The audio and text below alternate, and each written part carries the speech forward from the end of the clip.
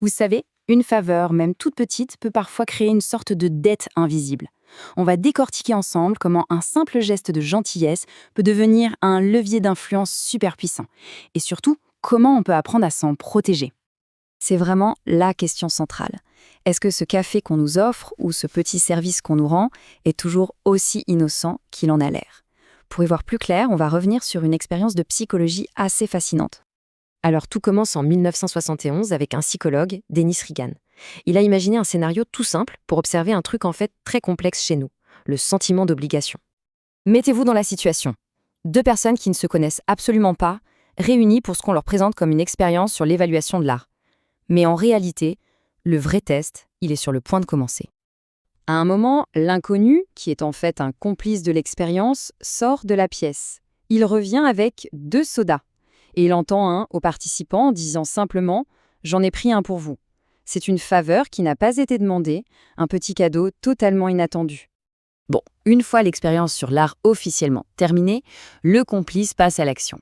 Il explique qu'il vend des tickets de tombola pour une bonne cause et que s'il en vend le plus, il gagne un prix. Et là, il demande aux participants s'il veut lui en acheter quelques-uns. Intuitivement, on se dit qu'un simple soda, ça ne devrait pas changer grand-chose à la décision, pas vrai? C'est juste un soda après tout. Et pourtant, les résultats de l'expérience sont vraiment surprenants. Et voilà les résultats, ils sont juste stupéfiants. Les personnes qui ont reçu la boisson gratuite ont acheté, en moyenne, plus de 3 fois plus de tickets que celles qui n'ont rien eu du tout. C'est énorme. Un simple soda a suffi à créer une obligation de rendre l'appareil de façon complètement disproportionnée. Alors, quelle est cette force invisible qui est à l'œuvre ici? Eh bien, c'est un mécanisme psychologique super puissant qu'on appelle le principe de réciprocité. Le point crucial, il est là. C'est une règle sociale qui est très profondément ancrée en nous. Quand quelqu'un nous donne quelque chose, on se sent presque automatiquement obligé de donner en retour. C'est une sorte de ciment social, mais qui, comme on l'a vu, peut être très facilement exploité. Bien sûr, cette règle ne s'applique pas qu'aux expériences en laboratoire.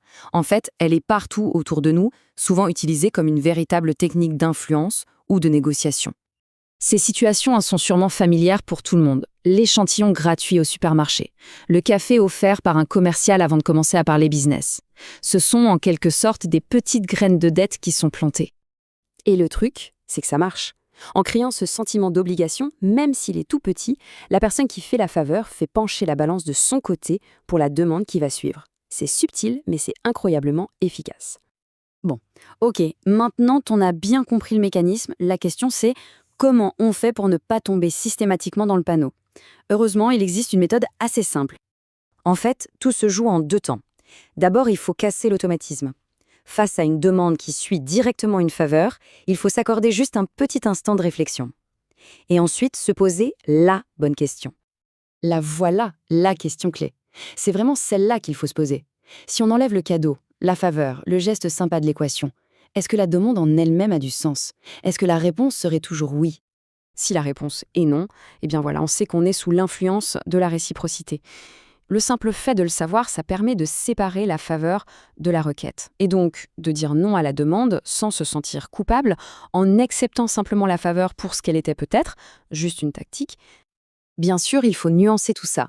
Toute gentillesse n'est pas une manipulation, loin de là. Il y a la gentillesse sincère, celle qui ne demande absolument rien en retour, et puis il y a la gentillesse calculée, qui est en fait un investissement. Le but n'est pas de devenir cynique, mais juste d'être conscient de la différence. Dès lors, la question se pose à chaque fois. Ce geste, est-ce un cadeau ou est-ce un acompte?